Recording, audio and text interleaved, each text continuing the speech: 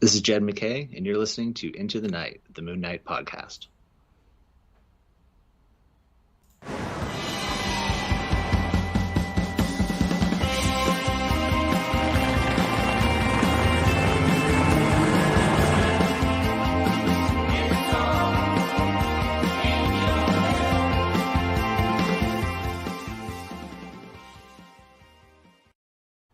Yes. Hello, everybody. Welcome back. Welcome to Into the Night, the Moon Knight podcast. This is episode 307, and you are with your High Priest of Khonshu, Ray. Hello, everybody. This is a very, very unplanned episode. So bear with me. We are live streaming. Jump on. Come on. Help me out here. I'm Ray, as I said, soloing it at the moment, doing the Han, and you and I, everyone, will be covering Moon Knight, issue 16, Chinatown from Jed MacKay, a new comic book. It's a moonshine, and I did have that. Look, this is straight away. Ray is in trouble. I didn't update the the teleprompt thingy-jigsies. So just bear with me. Again, we are live streaming, so there are visual references here. So, as mentioned, I'll be doing a Moon Knight, Volume 9, Issue 16 by Jed MacKay. As also mentioned, as you can tell, I've really slapdashed this together. I was just mindful of not releasing this in time. You know, this is a new comic book. Wanted to discuss it, wanted to get it out there. There was some great discussion in our group, so wanted to get this out there. And unfortunately, look, to be completely honest, schedules are a little tight at the moment. I do have family over here from overseas. A few things going on with the family. All good, mind you, nothing bad, but it makes things tricky to record. So I'm on my lunch break here. I'm working from home, and I thought this would be a good time. I had you American loonies in mind. I thought this time would be decent in the evening for you to potentially come on and say hello. Before any of that, of course, I've got to thank all our patronies. So a huge thank you to all our patronies. A little shout out there to Jonathan Sapson. Hi, Jonathan.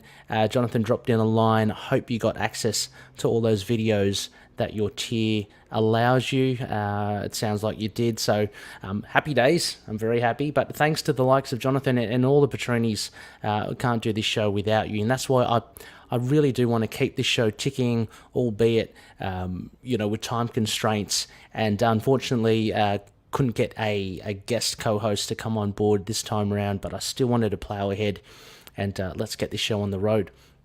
A big thank you also to our top tier patronies, Odin Sword, Drew Toombs, Daniel Doing, and Frank the Think Tank. Incidentally, I want to talk about his awesome podcast, I Want to Fight It. You've got to check it out. It's with his nephew, Pablo Candy Bar. More on that later towards the end of the show. But a big thank you also to CLZ Comics and from Dreamland Comics from Schaumburg, Illinois.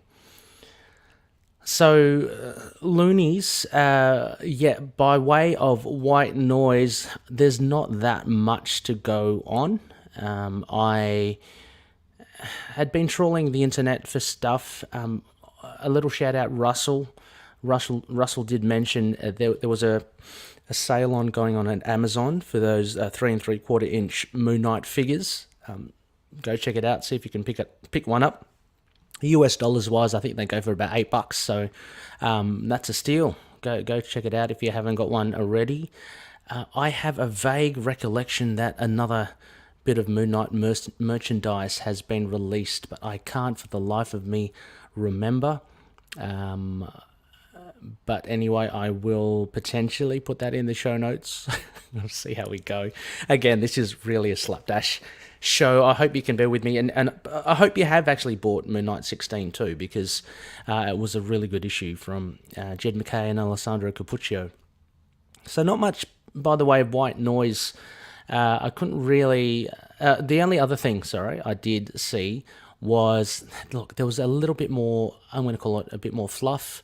Oscar Isaac teasing or suggesting that there will, they're in talks or they are working out the pre-production for Moon Knight Season 2. But again, that's all he say. I can't really verify anything.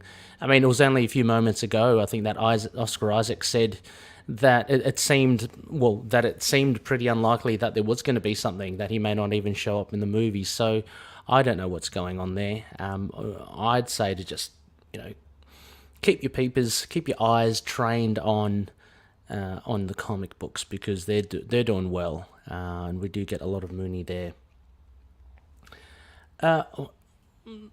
We may, I don't know, we may as well get into our moonshine.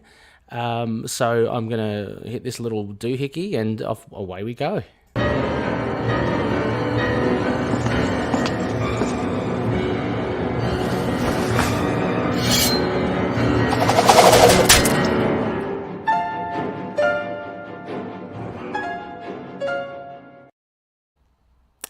And as mentioned, yep, I put it up there before.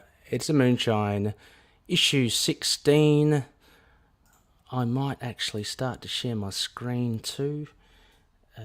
Why not? Share screen. That's not the screen I want to show you, nor is that one. That's little Finn.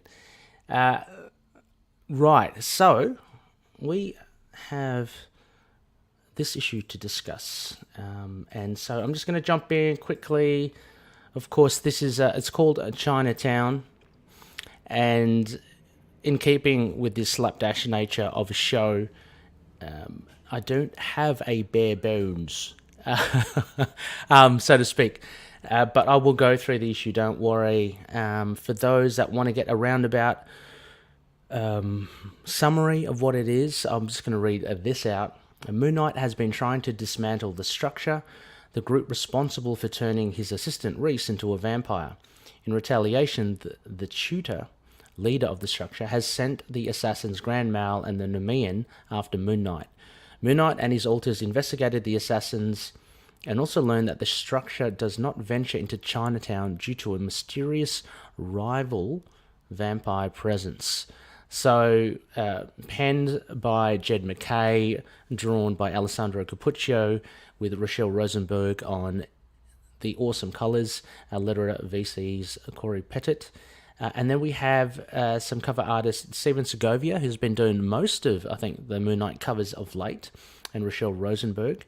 And there's also a variant cover by Joshua Cassara and Dean White with NetEase. I'm assuming that would be the colouring.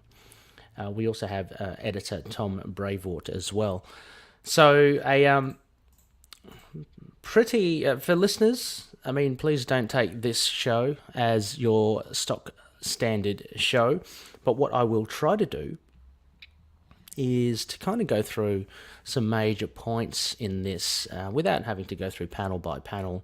I just want to go through some main points, what my overall impression was as well, and then any comments on writing, art, characterizations, themes, or references to any other runs. I want to open up this discussion, this solo discussion, i.e.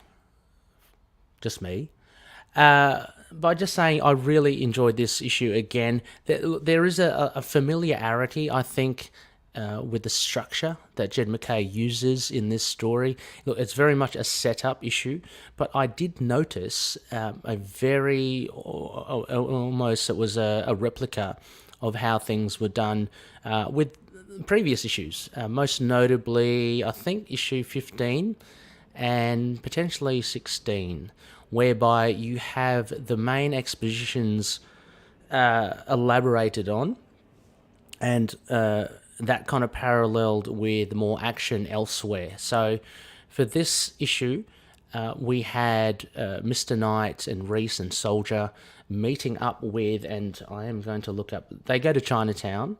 obviously, and they meet up with the person in Chinatown who ends up being Lady Yulan. And Lady Yulan is a vampire herself. She turns out to be an assassin for one of these other vampires. I was about to say for the tutor. I think the tutor, Yi Yang lived too long. So for Yi Yang, basically, Yi Yang is the boss of Lady Yulan, and the tutor, who is the leader of the structure, has a connection with them as well. This was quite good. I mean, we got into it as well. I'm going to have to do a reread to really get a full sense of it. But basically, what I thought was great was that we don't get like the big bad. We get a mention of Dracula. We get a mention of the tutor trying to establish a more of a power, more of control globally for vampires, and what Moon Knight has done to really irk his plans is not the fact that I guess he's getting, in the traditional sense, getting in the way of the tutor, but in a sense that he is starting to make his own vampires. And this is mentioned with Yulan, that the fresh ones, like Reese and Soldier, she can smell that they're fresh vampires. And this poses a threat to the tutor, who really doesn't want any opposition when it comes to him expanding his empire. And so I'm just reading here as well. I'm going to read this out as well, just to jog my memory. Yulan dismisses Moon Knight, Mr. Knight, and says, Yulan, she left Yi Yang's service almost a century ago, hasn't seen her since. A century's nothing to her. Yi Yang has gone a little bit crazy, having lived really long. This whole thing about immortality, and I guess the mind can't take it. But yes, immortality soured her mind and soul, made her an insane monster. Do you know what it's like to work for someone like that? And I thought it was a great retort by Mr. Knight. By Soldier, but you can kind of get the parallels between Mark and Khonshu as well. Yulan goes on to say, if I move against the tutor, then he'll make Yi Yang, wherever she is, aware of my whereabouts. So this is the connection that the tutor has. So the tutor has a card up his sleeve against Yulan. So Yulan is she's got her hands tied behind her back, because she knows if she does anything against him, he'll let Yi Yang know. And I'm keen to see who Yi Yang is. Sounds like a real badass. And Yulan says, yeah, and when she comes for me, she'll burn all of Chinatown, if not New York City. So as I mentioned, this kind of bounces between their discussions, which essentially is a really huge exposition to get us going for this. So we get more action with Hunter's Moon, which is awesome, and Nemean and Grand Mal, and that's where our action lies. And so, I don't know, I'm going to say I wasn't disappointed by the kind of repetitive structure that Jed MacKay used, because it's still solid and it still served its purpose. I guess it was just apparent for me that it was there again, and it was kind of, I don't know, that it was noticeable. You know, and like I said, it wasn't too bad, but I just did notice this repetition. And when that happens, it kind of, I guess, takes you out of it a little bit. Because you'd want kind of a little bit of variety in the way the stories are kind of told. So if that is like one small critique, that's what I'd say with it. But the content itself, what Jed's trying to convey across, and the way that the things that he's showing and able to do, by able to show basically two stories in tandem, is really good. So we get Hunter's Moon basically fighting his way with, I'm going to just jump here again, visual aids. Anyone watching this live stream can see. Now, this was awesome. We get Hunter's Moon holding his own against Nemean and Grand Mal, and Nemean's a pretty tough nut. Grand Mal's quite dangerous. But then he gets overwhelmed. There are a whole heap of vampires here, some of Tudor's acolytes, so to speak, and they mob him here. The beautiful artwork from Alessandro Cappuccio. So the various things you see, Hunter's Moon, he's staking the vampires. You immediately get the skeletal or the skeleton of the vampire, but he's slashing away with his crescent moon. But the numbers are there. He's just getting overwhelmed, and that comes with a sense of, as a reader, of just yourself getting a little bit claustrophobic with all these. But again, testament to Cappuccio's visuals here as well.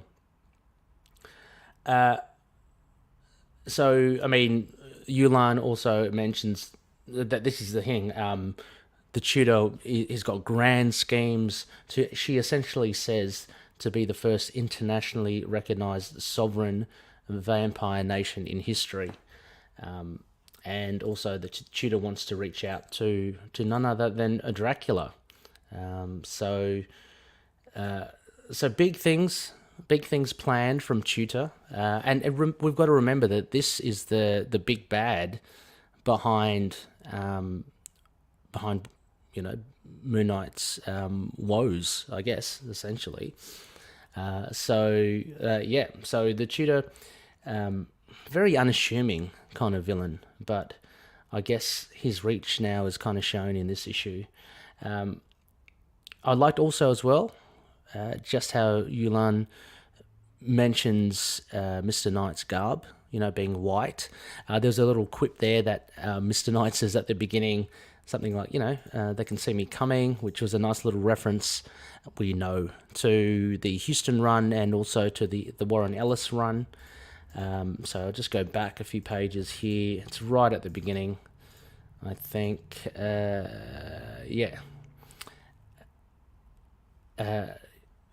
It's at the beginning they say, so you found out that there's something or someone in Chinatown that the Tudor's scared of, and we're just walking in, and he pretty much says, like I said, I like it when they see me coming. So that that was a nice little quip. But Yulan also mentioned about his clothes, which I thought was cool. She likes his outfit, but she says, where I come from, back in my day, you wore white for funerals. I've worn it ever since. So that kind of, in a nutshell, lets you know about Lady Yulan. A death surrounds her, whether or not she's lost a lot of loved ones, whether or not she has put a lot of people in the ground, that's left up to you. But she's a really interesting figure. I like her. I'm going to say I like her more than Tudor. I think the Tudor, although he's quite the big bad, I think he's been... we just haven't seen much of him, And the aesthetic of Lady Yulan, immediately, she's got some flair. There's some interest in her as well. She has a lot of information, obviously, and she can kick ass as well. She grabs Mr. Knight. Where is that? This is a great visual here. So again, listeners, I'm looking at, there's a splash page where she drops her saucer, I guess a bowl that she's drinking, I'm assuming blood from. And as it's falling through the air, she grabs Mr. Knight and she kind of holds him by a neck. And just before the bowl hits the ground. So she's pretty fast. She's got lightning vampiric speed. So, not to be messed with. Also, what I was really kind of shocked at, and I thought it was a great little shock, was you get this, when she's holding him by the neck, you get a glimpse of, I guess, what she is. She has a very demonic face, and she says here, she's an ancient monster. So whether or not she's just a vampire or she's beyond that. Remember, she's an assassin, so she's done a lot of things for Yi Gang. But so she could be more than just a mere vampire. She does seem to have vampiric qualities. it's just assumed because she's also kind of surrounding herself with vampires. But yeah, she's got this very kind of monstrous face, it seems. And again, full credit to Capuccio for doing that. Got horns or tusks coming out of her cheek. She's got glowing red eyes and almost an indescribable face, which is really cool as well. Yep. So, look, the other main thing, I guess, is that the two other main things I think that we can get from this story. One of the main aspects is that Yulan actually has more information for Moon Knight, and she knows of this massive, it's a conclave in Manhattan. All the, I guess, the dignitaries of the vampire factions around the world are attending. So this is like shooting fish in a barrel, really, for Moon Knight. And she mentions, I can put you in the same room as him, because Moon Knight, Mr. Knight wants to, basically, he's out to kill the tutor. But being an opportunistic person, if there are a whole heap of other bad people that he can kill, then he'll definitely, I think, do that. So Lady Yulan says, my only catch is that the room will also be filled with some of the most dangerous vampires in the world. Now, this has got to be some great, a great setup for what's to come. Moon Knight versus the best of vampires. You can't get any better than that. Moon Knight just responds, good. And again, beautifully drawn by Alessandro Capuccio. So that is setting up, after all the kind of information giving, that sets up for the next few issues. And I guess how the arc is drawn out. We all, as I mentioned before, we get Tudor trying to reach out to Dracula, so whether or not he will show up, I have a sense, and my fingers are crossed, that the boys over at Moon Knight Corps might be able to get the ultimate, reference. And we see Moon Knight face to face with Dracula, and somehow will Moon Knight be asking him for his goddamn money? I don't know, but it's very exciting. He's getting the slow crawl. It's been wondered ever since the beginning, ever since issue 1, where we had vampires. That kind of question of, is Moon Knight going to meet Dracula? We are getting one step closer now, so that's really exciting. The last main aspect I wanted to talk about was, I guess it's the, massive spoilers, I guess it's the fate of Hunter's Moon. So, as you can see, he's not in a good way here. I'm going to see if I can enlarge this. He's not in a good way. It's got crowbars and, screwdrivers and hammers and all sorts of like building materials. They must have been fighting near a building site because he's got all sorts of accoutrement of construction building and handyman work. But he has, he's killed a fair few vampires, but he's not looking the best as well. The shocking thing we see here is that, again, there's this nice little sleight of hand from MacKay, because we have what seems to be this tropey thing of Nemean and Grand Mal, and Nemean going up to saying, go back to Mr. Knight and send him this message. Then Grand Mal actually says, this is actually Grand Mal saying, take a message to Moon Knight, tell him that we're coming for him. And actually, you know what? And then Nemean grabs him, and a beautiful and deadly page at the end. It's like, we'll tell him ourselves, and there's a big crack. So you can only imagine, potentially, Dr. Batter, Hunter's Moon, has had his neck snapped by Nemean. Shocking, but then also remember, we're dealing with fists of Khonshu. We're dealing with acolytes of Khonshu. There's no reason why he can't come back, but it still doesn't make it any less shocking, I guess, when you do see that last page. But really good stuff, actually. I really did enjoy this. I'm just gonna. Oh, and next issue we see there's a cover. It doesn't look like Steven Segovia, someone else, but I can only assume Nemean has taken on a transformed, the transformed form of a lion, the Nemean lion, and Grand Mal in the background. I'm just gonna flick through back, just in case I have missed anything here. I think that pretty much wraps up what we got for this issue. I mean, it was heavy in exposition, but as mentioned, many times, I think it's necessary to do that. My only quibble was that perhaps it was. Look, at the end of the day, look, I'm going to change my mind. It was good. It was great that we were able to bounce between the two. There was enough there between Hunter's Moon and Nemean and Grand Mal. If you compare it to the previous issues where it was just incidental, it was that issue where Moon Knight was fighting Grand Mal and Nemean, and then his friends finally come up.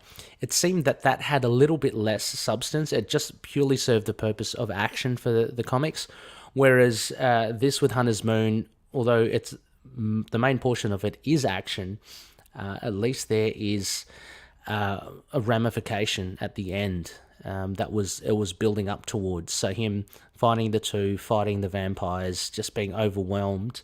I think it made it a lot more effective, say here. But again, it's the same sort of formatting that MacKay has done. Let me just go back, see if I have missed any. I think that's pretty much it. So I don't want to dwell too much and just tread water with you guys when discussing this. We do have... Oh, hello from Rome. Hi. Is that the country? Not the country. Is that the city? Or is that someone's actual name? Hello, Rome. How are you? I hope you're good, and I hope you're enjoying Moon Knight as well.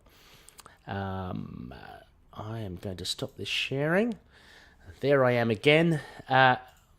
So we do... I did manage to grab some feedback from the fantastic likes of everyone who does follow Moon Knight. Let me see if I can grab this. Pardon me for my sniffles.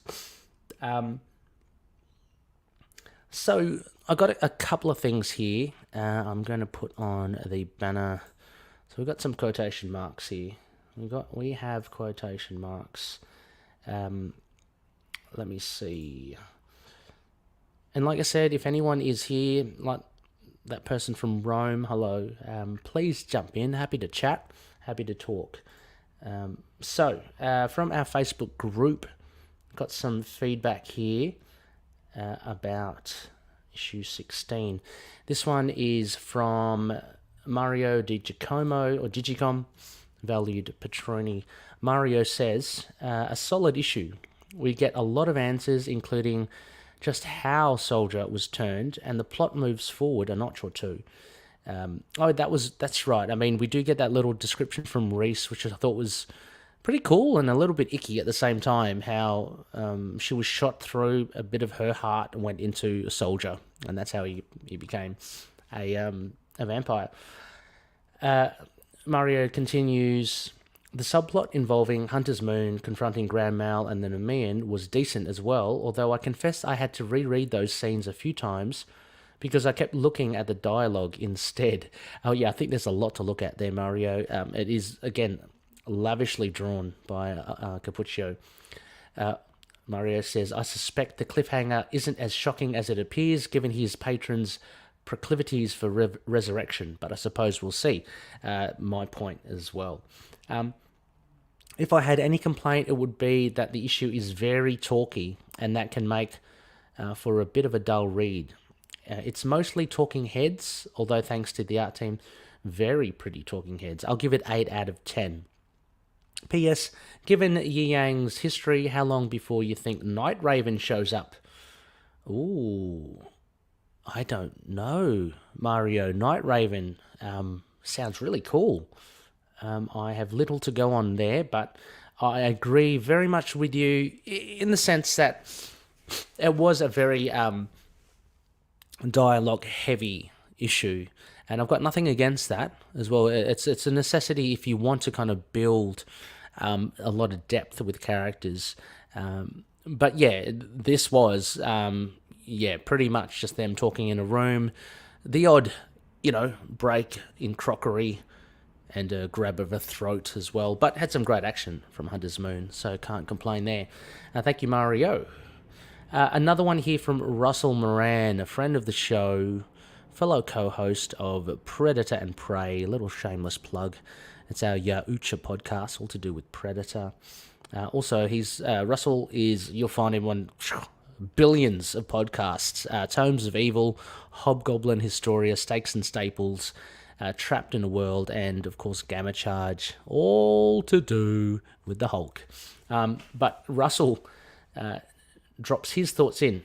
I love this issue so much. I love how Cappuccio and MacKay can simultaneously give us a talking, exposition-filled issue and an action-packed comic. I need more of Lady Yulan now. Wow. Yeah, she's great. Actually, I'm very impressed with her. And she hasn't really even done that much, and she just wears a simple costume. She's like if Lady Shiva was a vampire. Curious to see her boss as well. Yeah, Yang. Great fight throughout the issue between the assassins and Hunter's Moon. Hunter's Moon is so badass. I definitely doubt he's dead. My two theories: he has to become the thing he hates, becomes a vampire, or he's just resurrected like Mark has been multiple times. Oh, and by the way, Dracula Stakes and Staples material, so Russell gets in a little plug there for Stakes and Staples, of course. 9.5 out of 10, Russell. That's a huge score. I forgot to give my score. I think I'd give it... it is solid. I'd give it an 8, I'd say, only because... the art is beautiful. It's chock full of information. I'm trying to think of just different things. Like, you would be able to just pick it up just off the shelf if you had nothing to do or no knowledge of Moon Knight. It still works as a single issue, but it's definitely a setup issue. So, no, thank you, Russell, for that. That's awesome. We get some more feedback here from Lena, the DID system, part of our fabulous Facebook community. And Lena says, I was a little disappointed by the lack of Stephen and Jake in this issue, unless one of them was in the Mr. Knight suit, but we aren't given that information. It was still pretty interesting. No, it was still a pretty interesting issue that gives us a lot of intriguing new information. And even a reference to that effing nerd who owes Moon Knight money. Yes, maybe this means we will eventually get an actual canon meeting of the two characters. One can only hope. Yeah, I mean, we're slowly edging closer, Lena, I think, to that. So, look, as I said, it's going to be a huge payoff to the boys over at MK Core. P.S. Is Hunter's Moon dead? Of course not. No one ever dies in comics, even before the mutants had their fancy gold eggs. I thought you were about to say gold balls, Lena. But yeah, eggs will do. Why not? Thank you so much, Lena. It sounds like you're enjoying this issue as well. Again, just really solid work from MacKay. I mean, he's really kind of edging up there as kind of one of the more important, I guess, creators on the Moon Knight title. Like, the stuff that he's doing is really really exciting. Anyway, another one here from Jonathan Sapsid, another Value Petruni. Jonathan says, great issue. This Vampire Conclave plot is working for me much more than the Zodiac one. Although I hope it's not just a way to get Blade in to save the day, as is hinted. Ooh, I forgot about Blade. How cool would that be if he drops in and we have a team up? Lady Yulan is great visually and with her backstory and a smart idea to tell that over Hunter's Moon getting bashed up page by page. He's not the sharpest crescent in the belt, is he? Much more unquestioning and overconfident as a fist of Khonshu, as this solo mission shows. Great setup for the arc. Cappuccio and Rosenberg both on top form. How about that creepy glimpse of Yulan without her makeup? Chilling. Yeah, I agree. I mean, again, she's the assassin to Yi Yang, but I'm just excited to see how, what Yi Yang is, what she looks like. This is an immortal beast, and you know, no slouch when it comes to raising hell. So, yeah, thank you so much, Jonathan. It sounds very positive all over. Now, if listeners will bear with me, I am going to just check the other platforms to see if we have received anything else by way of. Yes, from our Facebook page, I get something from Brandon Bartley Chambers. Thank you so much, Brandon. I know he's a frequent loony. The whole time I could feel something was going to go poorly for Hunter's Moon. Nobody is ever truly dead in the comics, but I'm still going to miss his presence until Khonshu decides to bring him back. Yeah, me too as well. I mean, he's proved to be quite a popular character. I guess it was a big swing to introduce another Fist of Khonshu. Well, not only just another, but the other fist. It was a great concept. Great concept by Jed MacKay and Tom Brevoort, as we know from our discussions with Jed. But thank you, Brandon, so much for that. I'm going to just jump, if you please indulge me, I'm going to jump into Twitter, and I'll just see if we have anything from there. And just has been a while. I can see that's a bit weird. Just saw the live stream of this actual show. That's a bit weird.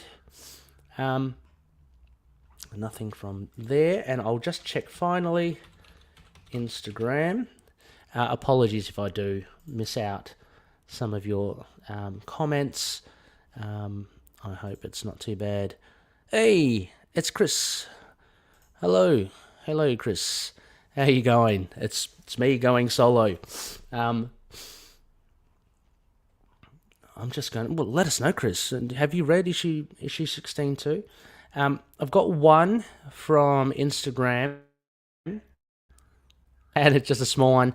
It's from Metal Gun Talk, and Metal Gun Talk says Hunter's Moon will return next full moon. LMAO. Yeah, absolutely. Thank you, Chris. This is a cabana. I'm not sure if you caught me at the beginning. This is like I just decided, hell, I want to do this episode now. So it's my lunch break. This is the cabana where I usually do work from home. So I've got the in-laws over. So I usually record up in the attic, but I brought the gear. I brought the rig down here, and I've just set up. It's a pretty nice place. I've got the heater on. It's starting to get a little toasty, but I'm happy with that. All good. All good. Thank you so much, Metal Gun Talk. Thank you, Chris, for jumping in. Everybody, look, if you don't know, and again, for the podcast of this episode, if you don't know CMK7 people, boop, who's just dropped in a line, I do have a link in the show notes. Go check out Chris's great work, digital work. Check out his digital portfolio. Consider dropping a line to him, engaging him for work. He's done the videos to the opening of the show, as well as the small transitions, and it just cannot thank Chris enough for his selfless work. It's so fun to add these on to the show. So Chris, a big thanks there, and thank for the compliment of the studio. Hopefully it will get even more. There'll be even more Moon Knight stuff. I can't see, my big melon is in the way, but there's a Moon Knight photo there. Again, please check out the video for all my visual references. Well, that is all of the feedback. It appears to be. So a thank you to everybody for all your discussions and chats and posts and just fandom of Moon Knight. It's been fantastic to cover Moon Knight, to give Moon Knight an unofficial podcast. So don't worry, still here, still going to go strong. I might see how we go just with time because, again, as I mentioned, just with family commitments and stuff, it's a little tricky now, and we are in daylight saving as well. So, again, that doesn't help when trying to tee up a chat with a US loony. But yeah, I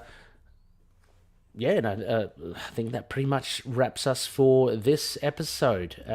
Again, I wanted to shout out I Want to Fight It by Frank the Think Tank. He's been doing great work, he and his nephew, covering cryptids and mythological creatures, and I think potentially sci-fi characters and supervillains and stuff, and they fight it, and they kind of describe how they would tackle something from, Bigfoot to a bunyip, which I thought had real fun. That was in episode 3. It's a weekly show. That's, for those that don't know, that's an Australian Aboriginal kind of mythological creature. So yeah, go check him out. The links will be in the show notes. Go check out I Want to Fight It from Frank the Think Tank. Just wanted to give him a big shout out. And next phase, oh my gosh, I don't think I've even considered what's up next. Just check out the night sky. We're going to go back to the phases of the moon. Or actually, I think the Moon Night Annual might be out soon. I think Jed tweeted about that. I will get the information for that.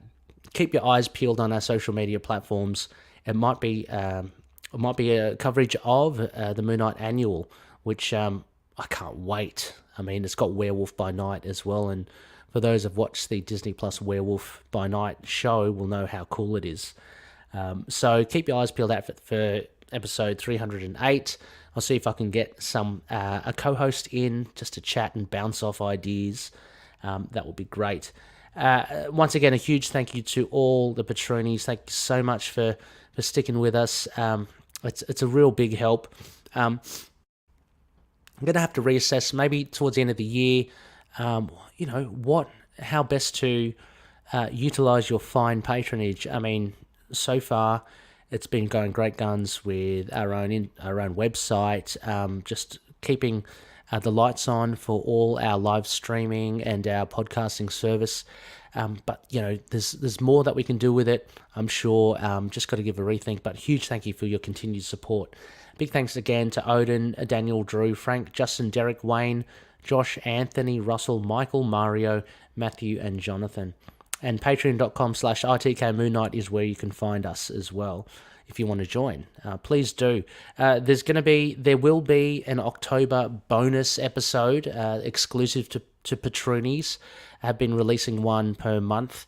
Time is getting tight, so I think I mentioned to Jonathan, but I'll let all the patroonies know.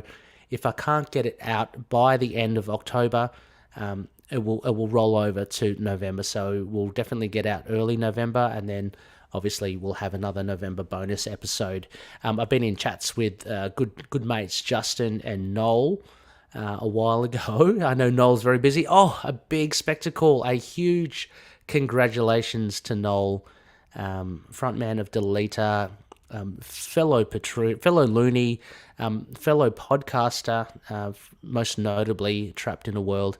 A huge congrats, Noel, and to Laura and to Stella on their new addition to the family, Arlo. So happy for you guys.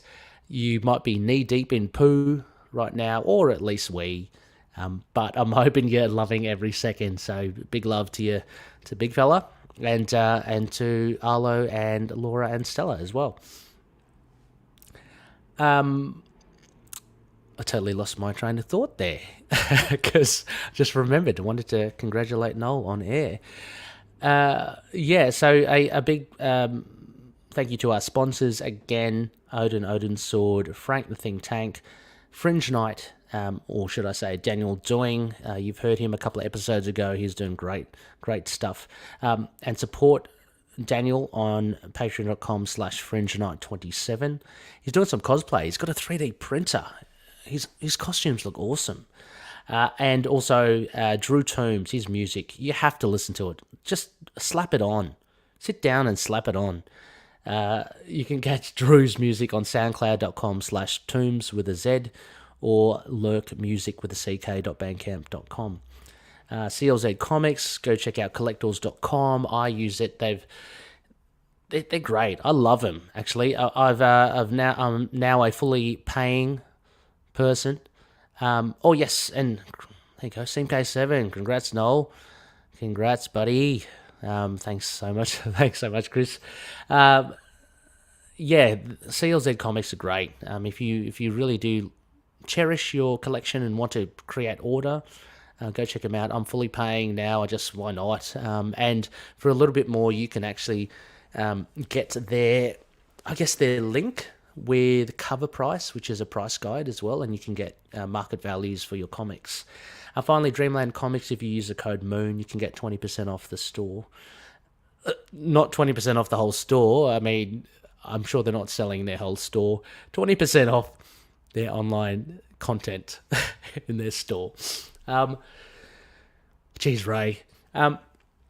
Finally, Collective. We're part of the Collective. Some great shows going on at the moment.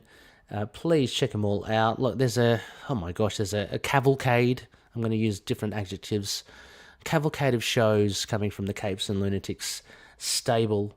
There's a plethora of shows from those boys, that is Russell, Justin, and Noel.